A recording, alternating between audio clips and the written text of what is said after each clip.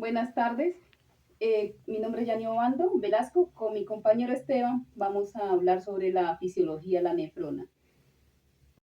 Las funciones básicas de la nefrona está la filtración, la secreción y la absorción. Más adelante vamos a ampliar, las definiciones. Dentro de las nefronas tenemos algunas estructuras que cumplen ciertas funciones, como el glomérulo filtra.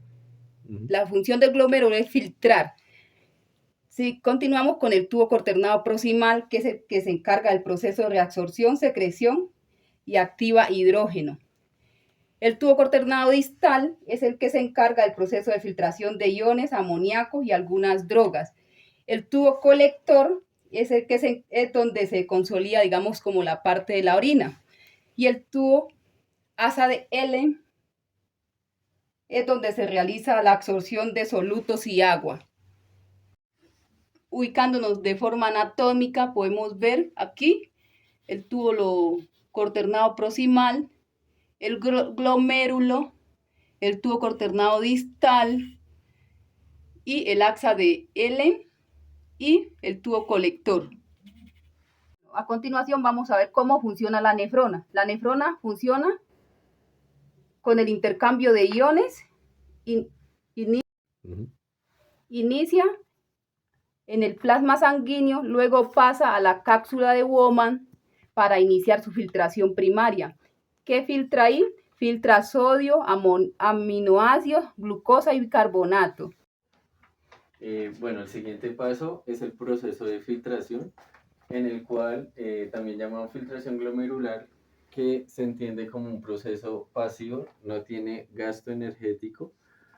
En este proceso vamos a tener unas membranas que son las encargadas de este proceso de filtración. Encontramos la membrana de filtración glomerular, la membrana basal y la membrana pogositaria. En la membrana de filtración glomerular encontramos que constituye una barrera que evita el paso al túbulo renal de células y de la mayor parte de las proteínas plasmáticas, generando un ultrafiltrado compuesto fundamentalmente por agua. La membrana de filtración consta de un endotelio capilar fenestrado, es decir, con poros capilares cuyo tamaño impide el paso de células o la mayor parte de las proteínas. En la siguiente capa, que es la membrana basal, está situada entre la capa endotelial y la epitelial. Presenta un grosor de 240 a 340 nanómetros y está constituida fundamentalmente por colágenos de tipo 4 y 5. Y la siguiente, que es la membrana pogositaria, en esta encontramos que hay unas células polarizadas con una parte apical orientada hacia el espacio de la cápsula del Bowman y otra hacia la lámina basal del endotelio. También encontramos que la membrana pogositaria tiene una actividad ligada a la estructura o a la arquitectura del glomérulo.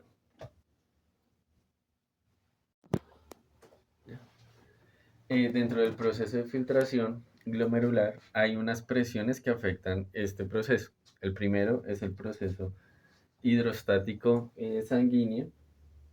Esta presión hidrostática se da en los capilares glomerulares y esencialmente es una fuerza principal que empuja la sangre contra la barrera de filtración glomerular.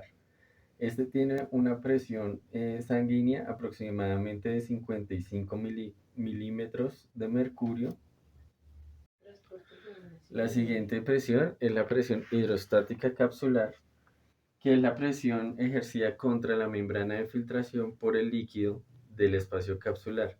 Esta presión se opone a la filtración hacia el túbulo renal y oscila alrededor de 15 milímetros de mercurio.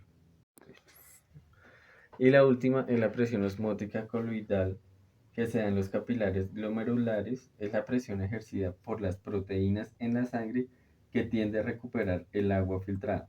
A nivel de la cápsula glomerular se mantiene de forma más o menos constante una presión coloidal de aproximadamente 30 milímetros de mercurio. Entonces recordemos las fases del procesamiento para lograr el producto final de la orina. Entonces primero la filtración glomerular, como ya lo expusimos anteriormente.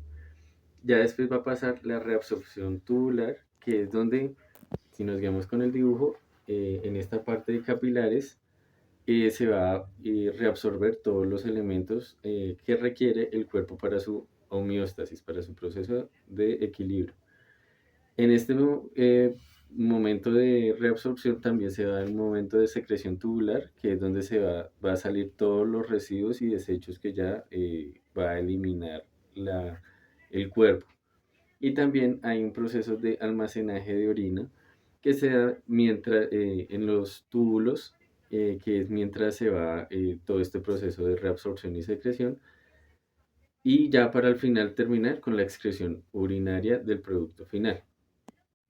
Para entender de mejor manera las presiones que se ejercen en el proceso de filtración glomerular, encontramos que la presión hidrostática, recordemos que es la fuerza principal que va a favorecer la filtración, pero las dos fuerzas que van a hacer contrapeso es la presión hidrostática capsular o presión oncótica y la presión osmótica coloidal, que son las que van a recoger y hacen parte de la reabsorción de elementos como los electrolitos y proteínas que va a requerir el cuerpo.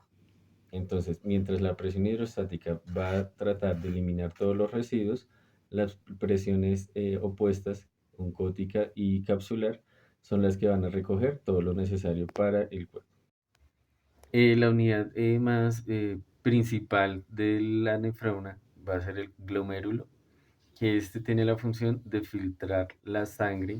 Recordemos al inicio, como dijo la compañera, que todo inicia en el plasma sanguíneo, pues viene todo este eh, elementos de residuos, de proteínas, se van a filtrar por el glomérulo para la elaboración de su producto final, que es la orina.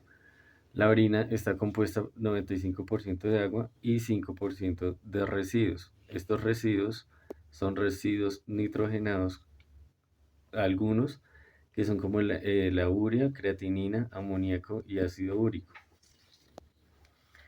Las características o propiedades que podemos encontrar y que son fundamentales en la valoración de la orina es la cantidad, la naturaleza y sus propiedades. Por ejemplo, si es una cantidad muy poca de lo normal, podemos encontrar o evidenciar alguna patología relacionada al funcionamiento de la nefrona o del riñón en sí completamente. ¿Qué es la orina? La orina es un líquido esencial que funciona dentro del cuerpo para mantener la homeostasis. Recordando que la homeostasis es el mantenimiento del equilibrio de electrolitos de sales. Dentro de la nefrona también tenemos algunas hormonas, como la hormona antidiurética, que es la que se encarga como de regular la parte de la orina, y la hormona aldosterona, angiotensina 2, es la que se encarga, digamos, como de la tensión arterial y todo ese proceso. La hormona péptido natriurético es la que se encarga también, digamos, de la parte de la tensión arterial. La hormona paratiroidea también se encarga de la parte de la tensión arterial, pero digamos, estas hormonas vienen haciendo un proceso desde la parte del corazón. Y digamos, y también obviamente la parte de la tiroides. Dentro de este proceso también existen algunas enfermedades como el síndrome nefrótico, enfermedad renal diabética, glomeruloesclerosis focal, nefropatía membranosa, lupus eritematoso,